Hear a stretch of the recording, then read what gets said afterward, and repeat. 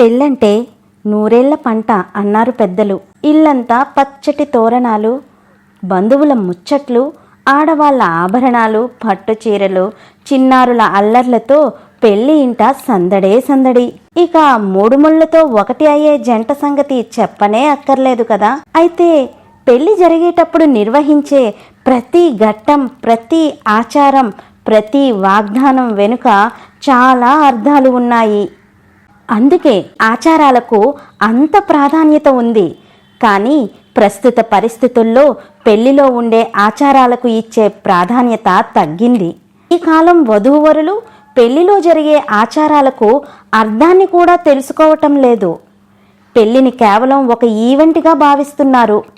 Photos బాగా తీస్తున్నారా లేదా, videos బాగా వస్తున్నాయా లేదా, డెకరేషన్ బాగా అయిందా, స్నేహితులందరూ ఎంజాయ్ చేస్తున్నారా, మేకప్ కోసం ఎంత ఖర్చు పెట్టాలి, కాస్ట్లీ బట్టలు ఎక్కడ కొనాలి, పెళ్ళిని ఎంత గ్రాండ్గా చేసుకోవాలి అనే ఆలోచిస్తున్నారు తప్పించి అసలు పెళ్ళి అంటే అసలైన అర్థాన్ని తెలుసుకోవాలన్న ఆలోచనకు కూడా వాళ్ళు వెళ్ళటం లేదు.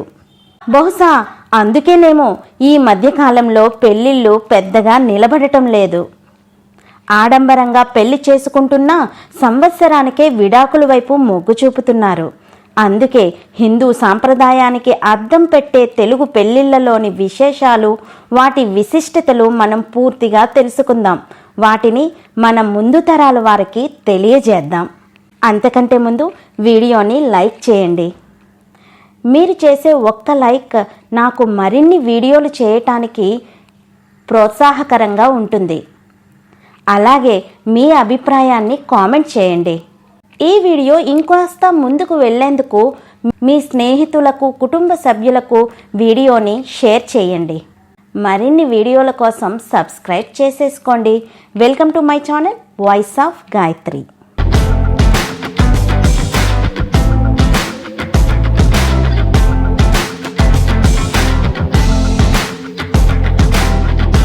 వివాహం అంటే ఇద్దరు మనుషులే కాదు, ఇరు కుటుంబాల కలయిక. ముఖ్యంగా హిందూ సాంప్రదాయంలో పెళ్లికి ఎంతో ప్రాముఖ్యత ఉంది. వివాహం అనేది జన్మ జన్మల బంధం అని అంటారు. అందుకే పెళ్ళిళ్ళు స్వర్గంలో నిర్ణయిస్తారు అని అంటారు. పెళ్లి ప్రాముఖ్యత గురించి ఈ తరం వారికి అంతగా తెలియకపోవచ్చు. అందుకే ఈ మహత్కార్యం గురించి తెలుసుకోవలసిన ఆవశ్యకత ఎంతైనా ఉంది. పెళ్లిలో జరిగే ఆచారాలు కులాల వారీగా, ప్రాంతాల వారీగా తేడాలు ఉండొచ్చు కానీ ఇంచుమించు అన్ని వివాహాలలో ఉండే ప్రధాన ప్రక్రియలు ఒకేలా ఉంటాయి. వివాహంలో ముఖ్యమైన ఘట్టాలలో మొదటిది నిశ్చితార్థం. ఒక శుభ ముహూర్తంలో పురోహితుడు బంధుమిత్రుల సమక్షంలో పెళ్లి ముహూర్తాన్ని లగ్నపత్రికగా రాయించిన తదుపరి వధూవరుల తల్లిదండ్రులు లగ్నపత్రికలు, తాంబూలాలు మార్చుకుంటారు. తర్వాత వచ్చే ఘట్టం పసుపు దంచడం. పసుపు దంచే కార్యక్రమం పెళ్లి పనులు మొదలు పెట్టడానికి ముహూర్తం అన్నమాట. ఒకరోజు ముందుగానే లేదా 2 రోజులు ముందుగా ముహూర్తపు రాట అనే ఒక కార్యక్రమం జరుగుతుంది. ఈ కార్యక్రమాన్ని కొంతమంది అంకురార్పణ, స్నాతకం అని అంటుంటారు. ఆ రోజున పెళ్లి కొడుకును, పెళ్లి కూతురుని చేయడం ఆచారం. తెల్లవారక ముందే ముత్తైదువులు పెళ్లి కూతురుకు బొట్టు పెట్టి మాడుపై నూనె అద్ది హారతి ఇచ్చి మంగళ స్నానాలకు సిద్ధం చేస్తారు. అలాగే వరుడికి కూడా జరుగుతుంది. అంకురార్పణగా పిలిచే ఈ వేడుకకు కన్యాదాత దగ్గర బంధువులందరూ వస్తారు. నవధాన్యాలను పుట్టమన్నులో కలిపి మొలకెత్తే విధంగా అమర్చడాన్ని అంకురార్పణ అంటారు. స్నాతకం చేసుకునే రోజే మగపెళ్లివారు ఆడపిల్లవారి ఊరికి తరలిపోతారు. ఒక్కోసారి అక్కడికి వెళ్ళి స్నాతకం చేసుకుంటారు. పెళ్లిలో పెళ్లి కొడుకు, పెళ్లి కూతురు నుదిటిపై అందంగా కనిపించే ఆభరణమే బాసికం. కొంతమంది వేరే వేరే పేర్లతో పిలుస్తూ ఉంటారు. ఈ బాసికాన్ని పూలతో, బియ్యపు గింజల కూర్పుతో, ముత్యాలతో తయారు చేస్తారు. దీన్ని పెళ్లి సమయంలో వధూవరుల నొసట ధరిస్తారు. బాసికం కట్టగానే పెళ్లి కల వచ్చేసినట్టే. పేరు ఏదైనా సరే ఇటువంటి ఆభరణం వధూవరులకు ఎందుకు కడతారు అంటే దృష్టి దోష నివారణకు అని మన పెద్దలు చెబుతుంటారు. ఎదురుకోలు ఆచారం గురించి విన్నారా? మగపెళ్లివారు విడిది చేరుకోగానే అప్పటికే వారి కోసం ఎదురుచూస్తున్న ఆడపిల్లవారు ఎదురుకోలు పలికే ఆచారం సరదాగా సందడిగా జరుపుకునే మరో వేడుక. ఆడపిల్లవారు మగపెళ్లివారి అందరికీ నీటిలో పంచదారని కలిపి పానకం తయారు చేసి గౌరవార్థం వారికి తాగటానికి ఇస్తారు. మేళ తాళాలతో వారిని ఆహ్వానించి కాబోయే అత్తగారు, మామగారు, వారి సమీప బంధువులు ఎదుర్కోలలో భాగంగా విడిదికి ప్రవేశించే ముందర కాళ్ళు కడుక్కోవటానికి మగపెళ్లి వాళ్ళందరికీ నీళ్ళని ఇస్తారు. ఇప్పుడు మనం కన్యాదానం ఆచారం గురించి తెలుసుకుందాం. అన్ని దానాలలో అతి శ్రేష్టమైనది కన్యాదానం అని అందరూ అంటుంటారు కదా. దేనినైనా దానం చేస్తే ఆ వస్తువుతో మనకు అన్ని బంధాలు తెగిపోతాయి. కానీ పెళ్లిలో మాత్రం అలా కాదు. అసలు కన్యాదానానికి అర్థం దానం చేయటం అని కాదు. కన్యాదానానికి సరైన అర్థం ఆడపిల్ల మార్పిడి. మార్పిడి అంటే తీసుకోవటం లేదా స్వీకరించడం అని అర్థం. పెళ్లి సమయంలో తండ్రి కూతురిని అల్లుడికి అప్పగిస్తూ, ఇప్పటి వరకు నా కూతురిని పోషించి ఆమె బాధ్యతను నిర్వర్తించానని, ఈ రోజు నుండి నా కూతుర్ని నీకు అప్పగిస్తున్నానని చెబుతాడు. దీని తరువాత వరుడు వధువు బాధ్యతను చక్కగా నెరవేరుస్తానని వాగ్దానం చేస్తాడు. ఈ ఆచారాన్ని కుమార్తె మార్పిడి అంటారు. అంటే కన్యాదానం అన్నమాట. అంటే దానికి అర్థం తండ్రి కూతుర్ని దానం చేశాడని, ఇప్పుడు ఆమెపై హక్కు లేదని కాదు. మార్పిడి అంటే స్వీకరించడం అని ముందుగా చెప్పుకున్నాం కదా. ఈ విధంగా ఒక తండ్రి తన కుమార్తె బాధ్యతను పెళ్ళికొడుకుకి అప్పగిస్తాడు మరియు వరుడు ఆ బాధ్యతను స్వీకరిస్తాడు. వివాహంలో కన్యాదానం ప్రధాన తంతు. పెళ్లిలో వరుడు కాళ్ళు వధువు తండ్రి కడగటం సాంప్రదాయంగా వస్తుంది. ఇలా పెళ్ళికొడుకు కాళ్ళు కడగటానికి ఓ కారణముంది. అసలు ఈ తంతు ఎలా జరుపుతారంటే, ముందుగా కళ్యాణ వేదికపై వరుణ్ణి పడమటి ముఖంగా కూర్చోబెడతారు. కన్యాదాత తూర్పు ముఖంగా కూర్చుంటాడు. వరుణ్ణి శ్రీ మహావిష్ణు స్వరూపుడిగా భావించి కన్యాదాత పూజించి సత్కరిస్తాడు. నీటిని అభిమంత్రించి మొదట కుడికాలు, తరువాత ఎడమకాలును మామ కడుగుతాడు. కుడి పాదాన్ని మహేంద్రుని అంశంగాను, ఎడమ పాదాన్ని ఇంద్రుని అంశంగాను భావిస్తున్నాను. నీ పాదాలను రక్షించే దేవతలను పూజించిన ఈ జలం నా శత్రువులను కాల్చివేస్తుంది అని మామ చెప్పినట్టుగా ఉండే మంత్రాలను పురోహితుడు చదువుతాడు. కాళ్ళు కడిగిన నీళ్లను కన్యాదాత దంపతులు కొద్దిగా శిరస్సుపై చల్లుకోవటం ఆచారం. అర్హమిచ్చి ఆచమనం చేయించిన తరువాత మధుపర్కం అందిస్తారు. కన్యాదాతేమో వయసులో పెద్ద, వరుడేమో చిన్నవాడు. అయినా కాళ్ళు కడిగే ప్రక్రియ ఉందంటే దానికి సాంప్రదాయబద్ధమైన అర్థం ఉండి తీరాలి. కన్యాదాత వరుడి కాళ్ళు కడుగుతున్నప్పుడు ఆయన తేజస్సు తరిగిపోకుండా పురోహితుడు ఒక మంత్రాన్ని చెబుతాడు.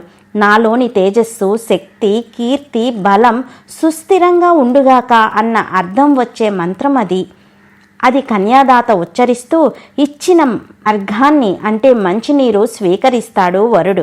కన్యాదాత వరుడు కాళ్ళు కడిగినందువల్ల చిన్నవాడైన వరుడు తనలోని కాంతి తరిగిపోకుండా ఉండేందుకు ఆచమనం చేసి దానికి తగ్గ మంత్రాన్ని చదివిస్తారు. ఆచమనం చేస్తూ వరుడితో, ఓ ఉదకములారా, మీరు నాకు గొప్ప కీర్తిని, పాడి పంటలను ఇచ్చి అందరూ ఇష్టపడే వాడిని చేసి రక్షించండి అని చెప్పిస్తారు. వధువుని గంపలోనే ఉంచి మహాసంకల్పంతో ఆరంభించి తర్వాత జరగవలసిన వేడుకలు మొదలు పెడతారు పురోహితులు. వధువు వరులు సాక్షాత్తు లక్ష్మీనారాయణ స్వరూపులుగా భావించుతారు కాబట్టి ఈ విధంగా లక్ష్మీనారాయణుల కళ్యాణంగా జరుపుతారు. వివాహ బంధం నిలబడాలని పెళ్లిలో గౌరీ పూజ పెళ్లి కూతురుతో చేయించుతారు. ఆ సమయంలో లక్ష్మీదేవినో సరస్వతీదేవినో కాకుండా గౌరీదేవినే ఎందుకు పూజిస్తారు? అందుకు కారణం ఒకటుంది. లక్ష్మీదేవి భర్త శ్రీ మహావిష్ణువు అందం, చందం, అలంకారం, ఐశ్వర్యం ఉన్న మహాప్రభువు. ఆయనతో కాపురం హాయిగా సాగిపోతుంది. మరి శివుడు అలా కాదు. ఆయన శ్మశానంలో నివసించేవాడు. పాములను మెడలో వేసుకుంటాడు. చేతిలో కపాలాన్ని ధరిస్తాడు. చూడటానికేమో భయంకరంగా ఉంటాడు. ఇంత బూడిద తప్ప అతనికి ఐశ్వర్యమేముంది కనుక ఆయనతో కాపురం చేయడం అంటే మాటలు కాదు. అందుకు ఎంతో ఓపిక ఉండాలి. ఎన్నో అవమానాలు అధిగమించాలి. ఇంకోవైపు అసంతృప్తి చిహ్నాలు కనిపించకూడదు. చిరునవ్వు చెరగకూడదు. ఇది ఎప్పుడు సాధ్యమవుతుంది? వీటన్నింటికీ అతీతంగా భర్తను ప్రేమించి ఆరాధించినప్పుడే అసలైన గుర్తింపు లభిస్తుంది. చాలామంది పెళ్ళంటే ఎన్నో కలలు కంటారు. కానీ తను కలగన్న రాకుమారుడు జోడీగా రాకపోవచ్చు. తాను కోరుకున్నంత సంపన్నుడు కాకపోవచ్చు. కానీ తన జీవితం అతనితోనే ముడిపడిపోతుంది. అందుకు ఆదర్శం పార్వతీదేవి. కన్న తండ్రి దక్షుడు తన భర్త రూపురేఖలను దరిద్రాన్ని ఎత్తి చూపించి దూషించినప్పుడు భరించలేక సతీదేవిగా అగ్నిప్రవేశం చేసింది. మమేక భావమే అటువంటి గౌరీదేవిని గుర్తు చేసుకుంటే వివాహ జీవితంలో కలతలు ఇబ్బందులు రావు. సంసారం స్వర్గతుల్యం అవుతుంది. అందుకే పెళ్లి కూతురు చేత గౌరీ పూజ చేయించుతారు. కొన్ని కుటుంబాలలో పెళ్లి కూతురిని గంపలో పెళ్లి మండపానికి తీసుకువచ్చే ఆచారం కూడా ఉంది. ఆ గంపను మేనమామలు మోసి తీసుకొని వస్తారు.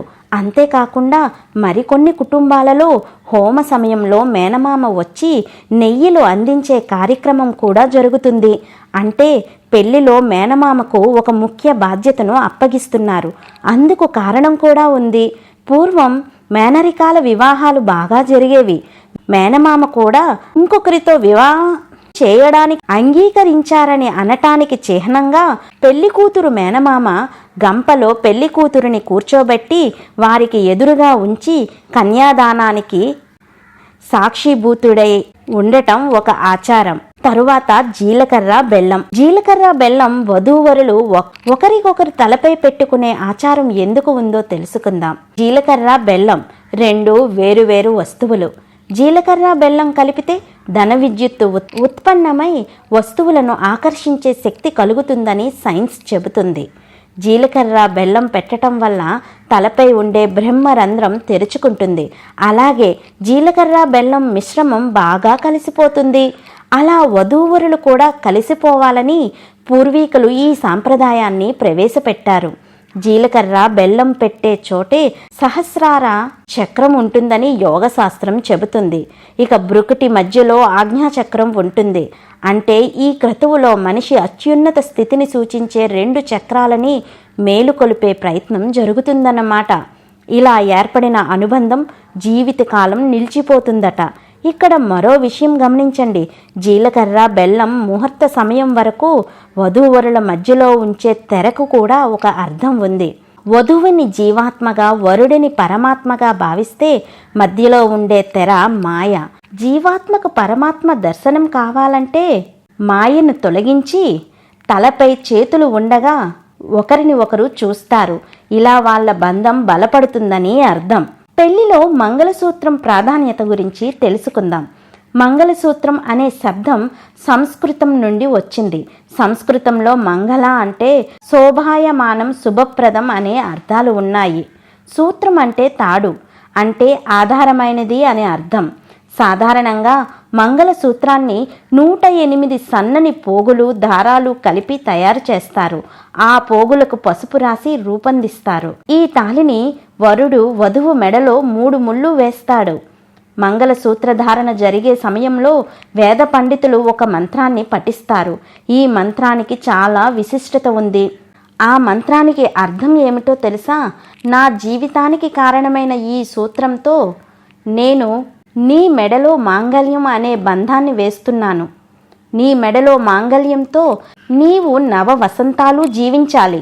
నీ మాంగళ్యమే నాకు రక్ష. నా జీవితం, నా జీవన గమనం ఈ మాంగళ్యంపైనే ఆధారపడి ఉంది అని అర్థం. హిందూ సాంప్రదాయం ప్రకారం 3 అనే సంఖ్యకు విశిష్టమైన ప్రాధాన్యత ఉంది. త్రిలోకాలు, త్రిమూర్తులు, త్రిగుణాలు ఇలా 3 అనేవి మంగళకరమని భావిస్తారు. అందుకే మంగళసూత్రానికి 3 ముళ్ళు వేస్తారు. మానవులకు స్థూల, సూక్ష్మ, కారణ అనే 3 శరీరాలు ఉంటాయి. పెళ్లి సమయంలో ఒక్కో ముడి ఒక్కో శరీరానికి వేసేది.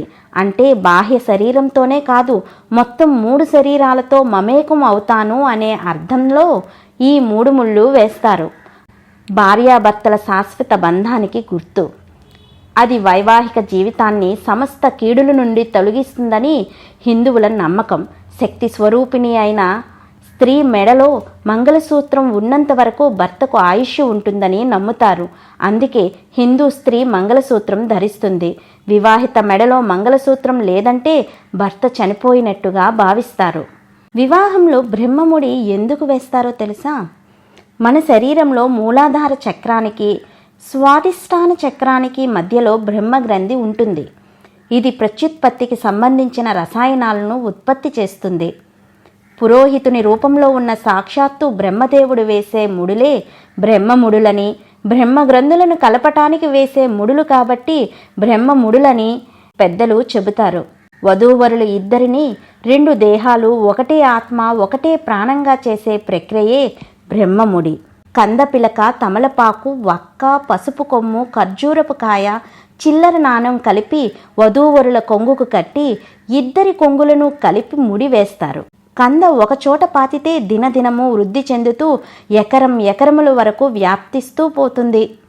కందలాగే అనుదినము వారి బంధము వృద్ధి చెందుతూ వంశవృద్ధి జరగాలని కందను కడతారు. క్షయం లేనిది ఖర్జూరపు కాయ. దంపతుల బంధము, వంశము క్షయం లేకుండా ఉండాలని ఖర్జూరపు కాయను కడతారు. అందాన్ని, ఆరోగ్యాన్ని, పవిత్రతను పెంపొందించే ఔషధం పసుపు. ఆయురారోగ్యాలతో పవిత్రంగా ఉండాలని పసుపు కొమ్ములని కడతారు. ఇకపోతే ఆకు, వక్క అనేది విడివిడిగా ఉన్నా కలిస్తే ఎర్రగా పండుతాయి. దంపతులు ఇరువురు ఒకటే ప్రాణంగా ఉంటూ వారి కాపురాన్ని 100 ఏళ్ల పంటగా పండించుకోవాలని ఆకు, వక్క కడతారు. మనకు తెలిసినదే, చిల్లర నాణం లక్ష్మీ స్వరూపం.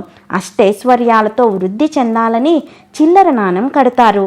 ఇన్ని పరమార్థాలు ఉన్న కందపిలక, పసుపు కొమ్ము, ఖర్జూరపకాయ, ఆకు, వక్క, చిల్లర నాణం కలిపి పురోహితుడు రూపంలో ఉన్న సాక్షాత్తు బ్రహ్మదేవుడే వేద మంత్రాల నడుమ పెద్దల ఆశీర్వచనములతో ముడివేస్తే ఆ కాపురానికి తిరుగులేదని మన ప్రగాఢ నమ్మకం. అదే మన విశ్వాసం. వివాహ సమయంలో దంపతుల చేత 7 అడుగులు వేయిస్తారు. హోమం చుట్టూ వేసే ఆ 7 అడుగులనే సప్తపది అంటారు. ప్రతి అడుగుకు ఒక అర్థం ఉంది. తొలి అడుగు తమ జీవితాలకు అవసరమైన ఆర్థిక శక్తి సాధనకు, 2వ అడుగు ఆరోగ్యకరమైన ఆధ్యాత్మిక చింతనకు, 3వ అడుగు ధర్మబద్ధ ఆర్థిక సంపాదన కొరకు, 4వ అడుగు విజ్ఞాన సముపార్జనకు, ఆనంద ప్రేమ గౌరవాలకు, 5వ అడుగు సంతానం పొంది వారి బాధ్యత తీసుకుంటామని, 6వ అడుగు తమ చర్యలపై నియంత్రణ సాధనకు, 7వ అడుగు ఒకరి కోసం మరొకరిగా కలకాలం బ్రతుకుతామని వేయిస్తారు. మొత్తం జీవితానికి అవసరమైన అంశాలన్నింటినీ ఈ 7 అడుగుల్లో ఇమిడ్చి ప్రామాణికంగా రూపొందించడాన్నే సప్తపది అని అంటారు. పెళ్లిలో కొన్ని ఆచారాలను విడిచిపెట్టేస్తున్నా తలంబ్రాలు పోసుకునే ఆచారం మాత్రం ఇప్పటికీ కొనసాగుతూనే ఉంది. అయితే ఈ విధంగా వధూవరులిద్దరూ తలంబ్రాలు పోసుకోవటం వెనుక దాగి ఉన్న అర్థం ఏమిటో తెలుసుకుందాం. తలంబ్రాలు అంటే తలయందు పోయబడే పాలు, బియ్యం అనే అర్థం. పూర్వం వధువును ఒక ధాన్యలక్ష్మిగా భావించేవారు. ఈ తలంబ్రాల కార్యక్రమంలో బియ్యానికి ఒక ప్రాముఖ్యత ఉంది. ఓ వధువా, నీవు మా ఇంటికి వచ్చాక మన ఇంట ధాన్యం ఇలా కుప్ప తెప్పలుగా విరివిగా ఉండి మన జీవనానికి ఆధారభూతమైన ధాన్యంతో మనం నిత్యం సంపదలను కలిగి ఉండాలని చెబుతూ వరుడు వధువు తలపై తలంబ్రాలు పోస్తాడు. తలంబ్రాలు పోయడానికి ముందుగా పురోహితులు వరుడు వధువు చేతులను దర్భతో తుడిచి దోసలిలో 2 సార్లు బియ్యాన్ని పోసి ఆపై కొద్దిగా పాలను వేసి తలంబ్రాలను సిద్ధం చేస్తారు. ఆ తరువాత ముందుగా తలంబ్రాలు వరుడు వధువుపై వేస్తాడు. ఈ విధంగా ఒకరిపై ఒకరు తలంబ్రాలు పోసుకోవటం ఆచారంగా వస్తుంది. ఈ తలంబ్రాలను పోసుకునేటప్పుడు పురోహితుడు ఈ కన్య వంశాన్ని వృద్ధి చేయుగాక, శాంతి, సంతోషం, అభివృద్ధి అన్నీ వీరికి కలగాలని మంత్రాలు చదువుతూ తలంబ్రాలను పోయిస్తారు. తలంబ్రాల వెనుక ఉన్న అసలైన అర్థం పరమార్థం ఇదేనని పండితులు తెలియజేస్తున్నారు. సన్నికొల్లు తొక్కడం ఆచారం గురించి మీకు అర్థం తెలుసా? దృఢంగా నిలబడటానికి, జీవితంలో వేటినైనా ఎదుర్కోవటానికి సంసిద్ధత తెలపటానికి సన్నికళ్ళు తొక్కిస్తారు. అగ్నిహోత్రానికి ఉత్తరం వైపు సన్నికళ్ళు ఉంచి వధువు కుడికాలు చేత తొక్కిస్తారు. కలహానికి ఎవరైనా వస్తే వారిని కూడా అన్ని వైపుల నుండి ఎదుర్కో అనే సంకేతం ఉండటం ఆశ్చర్యపరిచిన మహిళ దృఢంగా బాధ్యతగా ఉండాలని చెప్పటం ఇందులో ఉంది. బిందులో ఉంగరాలను తీసే ఆచారం కూడా మన హిందూ సంప్రదాయ పెళ్లిళ్లలో ఉంటుంది.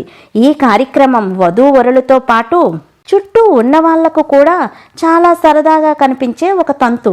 పోటీపడి గెలవాలనే ఒక పట్టుదల, అంతలోనే తను ఓడిపోయి ఎదుటివారిని గెలిపించాలనే ప్రేమ భావనను చిగురింపచేస్తుంది ఈ ఆచారం. తెలుగువారింటి పెళ్లిలో మరో ముఖ్యమైన ఘట్టం అరుంధతి నక్షత్రాన్ని చూపించటం. వధువు మెడలో వరుడు తాళి కట్టిన వెంటనే పూజారి ఖచ్చితంగా అరుంధతి నక్షత్రాన్ని వారికి చూపిస్తారు. కేవలం పెళ్లి సందర్భంలోనే ఈ నక్షత్రాన్ని ఎందుకు చూపుతారనే అనుమానం మనలో చాలా మందికే వచ్చే ఉంటుంది. పెళ్లిలో అరుంధతి నక్షత్రం చూపటం వెనుక ఉన్న రహస్యాలేమిటో ఇప్పుడు తెలుసుకుందాం. వశిష్ఠ మహర్షి అరుంధతిని వివాహం చేసుకునే సమయంలో తన చేతిలోని కమండలాన్ని అరుంధతికి ఇచ్చి వెళ్తాడు వశిష్ఠ మహర్షి. తాను ఎప్పుడైతే తిరిగి వస్తానో అప్పటి వరకు ఎదురు చూడాలని ఆదేశిస్తాడు. అయితే వశిష్ఠ మహర్షి కొన్ని సంవత్సరాలు గడిచినప్పటికీ తిరిగి రాలేదు. అయితే అరుంధతి మాత్రం కమండలాన్నే చూస్తూ కాలం గడిపేస్తోంది. తన చూపును తమ వైపుకు తిప్పుకోవాలని ఎందరో ఋషులు ప్రయత్నించినా ఫలితం మాత్రం రాలేదు. దీంతో చేసేది లేక వశిష్ఠుడు ఎక్కడున్నాడో తీవ్రంగా అన్వేషించి చివరికి తన ఆచూకీని కనుగొంటారు. వశిష్ఠుడిని తీసుకువచ్చి అరుంధతి ముందు నిలబెడతారు. అప్పుడు మాత్రమే తన చూపును వశిష్ఠుని వైపుకు తిప్పింది. అప్పటి నుండి అరుంధతి మహాపతివ్రతగా పేరు సంపాదించింది. తన మొక్కవోని దీక్షతో నక్షత్ర రూపంలో ప్రకాశిస్తూ గగనంలో శాశ్వతంగా నిలిచిపోయింది. అందుకే తాళి కట్టిన వెంటనే కొత్త జంటలకు అరుంధతి నక్షత్రాన్ని చూపిస్తారు. అరుంధతి లాంటి లక్షణాలు కలిగి ఉండాలని, మీ బంధం అరుంధతి వశిష్ఠునిలాగా కలకాలం నిలిచిపోవాలని కోరుకుంటారు. పెళ్లిలో చివరి ఘట్టం అప్పగింతలు. పెళ్లి పీటలపై వధువును మధ్యలో కూర్చోబెట్టి పాలలో చేతిని ముంచిన తరువాత అప్పగింతల తంతు జరుగుతుంది. అప్పగించిన పెద్దలందరికీ బట్టలు పెట్టే తంతు కూడా ఉంటుంది. వధువు 2 చేతులను పాలలో ముంచి వరుని చేతిలో పెట్టి అప్పగించాలి. అప్పగించుతూ పుత్రునితో సమానంగా పెంచిన ఈ కన్యను నీకు ఇస్తున్నాను, నీవు ఈమెను ప్రేమాభిమానాలతో కాపాడు అంటూ అర్థం వచ్చేలా మంత్రం చదువుతూ అత్తమామలు వరుడి చేతిలో వధువు చేతిని పెట్టి అప్పగిస్తారు. ఈ అప్పగింతలు చేసేవారిలో చూసేవారిలో చాలామందికి కంటతడి పట్టించడంలో అతిశయోక్తే లేదు. ఇన్నాళ్లుగా పెంచి పోషించిన కూతురు తమను విడిచి అత్తవారింటికి వెళుతుందని, ఆమెను వదిలి ఉండాలా అనే బాధ కన్నవారికి కలగటం సహజం.